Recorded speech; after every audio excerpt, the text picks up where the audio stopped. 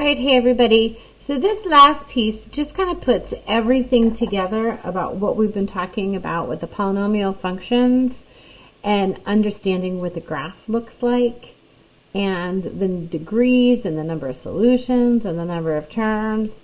Here we go. Now we can have a sub n to the x or times x to the n. And what this means is for any polynomial function, this a to the n is the coefficient that matches with this power of x. And this power of x can be whatever it wants. And what we do is we put them in descending all the way down, in descending order all the way down to where I have my linear level and where I have 0 x's. Now remember, anything to the 0 power is equal to 1. So that's why this a here is just my constant. All right, a to 0 is a constant term, n is my degree. Okay, here's my rules. Ready? The number of solutions of a polynomial is equal to the highest exponent. So you are always looking for the same number of solutions. Okay, the maximum number of terms of a polynomial is 1 less than the highest exponents. So for odd functions, where I have an odd number, that means that the ends of my graph, they go in opposite directions. So think like that. For an even function, that even function, again, has to do with that highest exponent. The ends of the functions go in the same direction. All right, so when I have an x to the first power, I call that a linear equation. When it's positive, it increases from left to right. When it's negative, it falls from left to right. My solutions are how many times it crosses the x-axis. Because there's no terms, there's only one solution. All right, let's talk about our quadratics. When we have a quadratic equation, we have two possible zeros, and that is because I have one term. So when I look at my positive graph, I have one term and two possible places where it crosses the axis. For my negative graphs, I have one term and two answers, but this is what we're talking about with the end behavior. Not 2 is an even number, so my end behaviors match. If I'm positive, I'm up like a cup. If I'm negative, I'm down like a frown. Okay, let's talk about our cubic equations. 3 zeros because there are two terms.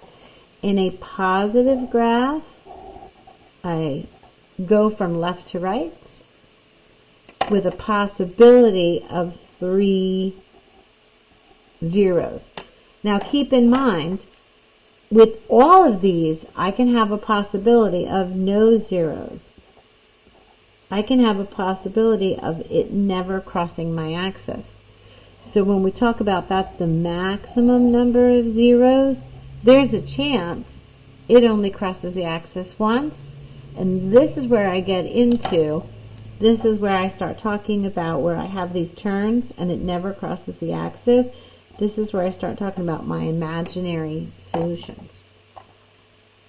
If my cubic is negative, it falls from left to right, and it can have up to 3 zeros, but remember, if it doesn't cross my axis, that's just the way it goes. All right, don't get these words mixed up. We have quadratic to the 4th power is quartic. Think about 4 quarters in a dollar or 4 quarters to a football game. Okay, I can have up to 4 zeros because I have 3 terms. So these ones are fun to draw. My positive graphs are like a W. It's an even exponent, so my end behaviors match. If I'm positive, they both go up. If I'm negative, then they both come down.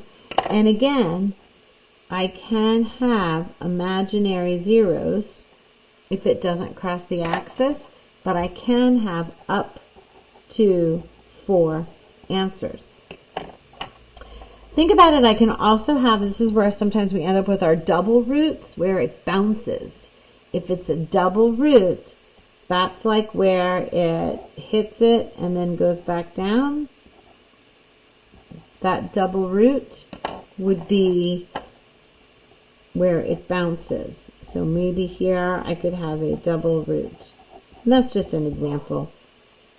All right, this last one, you don't always hear this word. Sometimes we just say to the 5th power, but here's a quintic equation. We could have up to 5 zeros, and that's because I have 4 turns. It's an odd number, which means it starts and ends on opposites. So if I have 1 turn, 2 turns, 3 turns, 4 turns, 5 turns.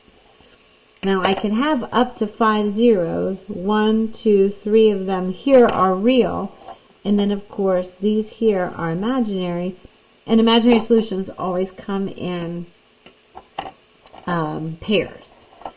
All right, so for the negative, if somebody asked me to draw it and they said, oh, you have a double root, what we have to do is keep snaking until I end up with my opposites. So I can have 1, 2, 3, 4, 5. If I wanted to note that this was potentially a double root. So I've got imaginary situations, I've got double roots, I've got times it crosses, but each of these zeros counts, whether they are real or imaginary. All right. Good job.